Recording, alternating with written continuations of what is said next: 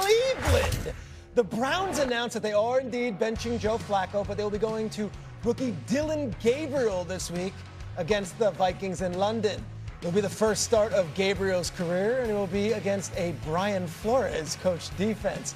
With the move, Shedeur Sanders remains third on the depth chart.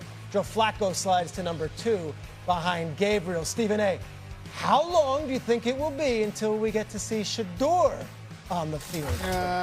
Somewhere around 6 to 7 weeks. Okay. And then after that, I think you'll see when this season is officially over and it's about 5 or 6 games left in the season, I think you'll see Shedeur at some point in terms of what he has to bring to the table or whatever. Obviously, this is the right move. I don't understand. Listen, I don't understand why you can't put Shedeur as your QB2. That's me personally. I don't get that part. And here's the reason I'm saying that. Flacco knows Father Time has caught up to him, that he's not what he used to be. Yep. He's happy to be on an NFL roster to contribute in any way that he possibly can. He knows that he's a stopgap for the young guns coming up the rear. He knows that. So there's nothing wrong with putting him at the QB3 spot. He's there as a security blanket to some degree. He's not what he was just a couple of years ago when Deshaun Watson went down and he guided the Cleveland Browns to the postseason before they lost to the Houston Texans. He's not what he used to be then, okay? But still in all, he still belongs on an NFL roster because he brings a lot to the table in terms of helping youngsters on the come-up. So I don't know why they don't have him at the QB3 and Shedeur at the QB2. I think that's trying to send a wrong message to a lot of folks. Maybe they don't want folks clamoring for Shedeur prematurely or whatever. But in the end, the bottom line is this. I think it's clear, unless Dillon Gabriel just plays lights out and Cleveland is challenging for a postseason berth, which I don't see happening with that offense, which is ranked 31st and second to last in the league and 30th in their running attack, okay? I don't see that happening. If he played lights out, it would be different. But because I don't see that happening, I think around week 12, week 13, we can expect to see Shedeur Sanders. I agree with you, Stephen A., with a little bit of apprehension because I think it's so petty that he's the number 3 quarterback still. We know the inevitable. We knew the inevitable about Joe Flacco starting the rest of the season. We were talking about in the preseason who would be QB2. After the Shedeur Sanders performance, I said it should be a competition for who the backup is. The Friday night performance. The Friday night performance. Yep. And then Dillon Gabriel played later after he got off an injury, and he was solid in his preseason debut. But ultimately, to have Shedeur Sanders at number 3 to me feels like it's not about football. You know Joe Flacco, Joe Flacco is giving you the sample size to know that he's not going to be on the field. So you got 2 young quarterbacks that you drafted, that's been in your system now for about 5 or 6 months, that you see development. And Mad Dog, here's the thing. If you're telling me that throughout the limited reps that Shedeur Sanders has gotten, that he's still not good enough to be your backup quarterback once you get off of your veteran starter, then that's an issue. And you know that he can't play for you.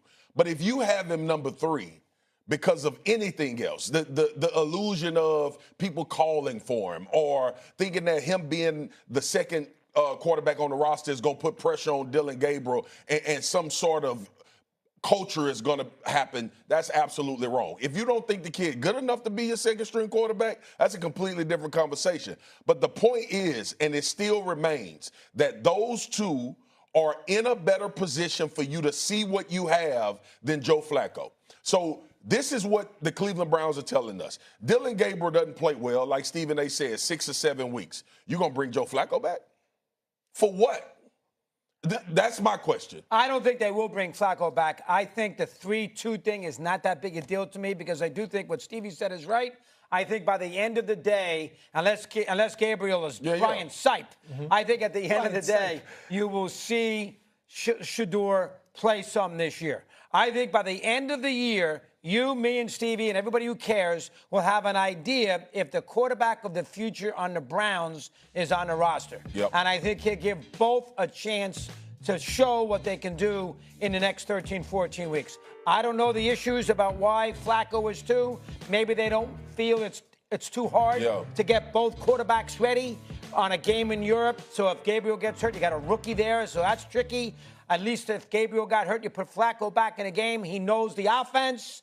Maybe Shedeur needs more work. That could be the reason. I am going to trust Stefanski.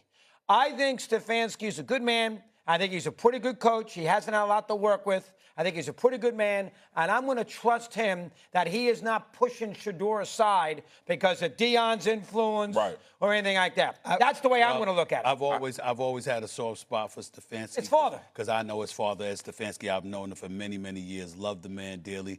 Hope to see you soon, buddy. And Stefanski is a two-time coach of the year. The man could coach. We know he knows something or two about football, but we can't ignore the politics that come along with Shedeur. And that's why the situation is a little bit different, Doggy, which is what I keep trying to tell you. You're looking at it QB1, QB2, QB3. It's not that big of a deal.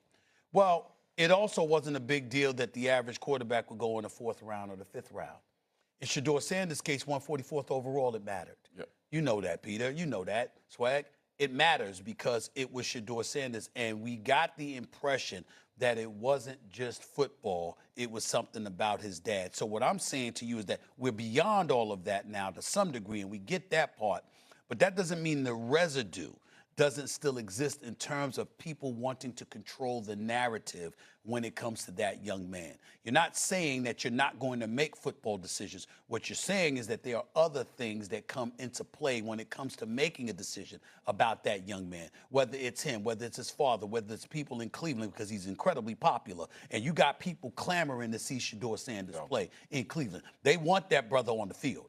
They want to see what he has. And so you want to diminish or offset the pressure some degree from an organizational standpoint where they're pushing and clamoring for you to put him on the football field. You want to ward off of that because you want to make sure you're running your shop and the fans aren't. Those kind of things come into play in this particular situation. From a football standpoint, you're absolutely right. QB2, QB3. Normally not this important. But there's a reason they still left him at the QB2, at the QB3, when Joe Flacco is the QB2. I would add that they traded away that 2nd overall pick to move back to 5, and they got a 1st-round pick in return from the Jaguars for next year. Right. So that's if there's an hourglass, the sands are coming down because as every week goes by, that's another week that Shedeur Sanders will not get the opportunity to prove that I am the quarterback of the future because they will have 2 first-round picks next year. And see that. Go ahead. They got to give Gabriel a chance too. I mean, he might be pretty good. Who knows? But not just that. I just got to know that he played 64 games. Over 6 college seasons for 3 different programs, all right? And he turns 25 in December. So he's an elder in terms of a guy coming into the league. He's got experience and whatever. You give him, but he's your QB1. That's why he's your starter. So we get that part. Nobody's questioning that he deserves this opportunity to start. What we're saying is it's clear that Shedeur should be a QB2. Why are you acting like he should be the QB3 behind that's Joe my Flacco? point. Like, you pulled Joe Flacco for development now. You're telling everybody we're trying to develop and find out who our quarterback could potentially be. So him not being number 2 when we in a game situation and 3 quarterbacks in the game and you go back to Flacco, you are literally stunting the development of a guy that we may think could be the starter for your football team. That's where I am with it. Now, I'm like you in this sense. I'm apples and oranges, right? If you ain't good enough, you shouldn't play. Absolutely. I don't care if your name's Shedeur Sanders, Joe Montana, Peyton Manning, Arch Manning. If you can't play, if you're not good enough to execute, you shouldn't be on the football field. I don't give a damn what your last name is or who your daddy is. But ultimately, it's about the opportunity. And you telling me that Flacco is the backup, if Dillon Gabriel doesn't play well, you're now not developing Shedeur Sanders or at least getting a look at what he could potentially be if your true quarterback depth chart is what it's going to be for the rest of the season. That's my only issue, man. Could be a product of, like I said to start it, Brian Flores' defense, he will feast on a rookie. 100%. And so to have Flacco there, just might be an insurance policy. It doesn't necessarily mean they're down on Shedeur. Let's move on to some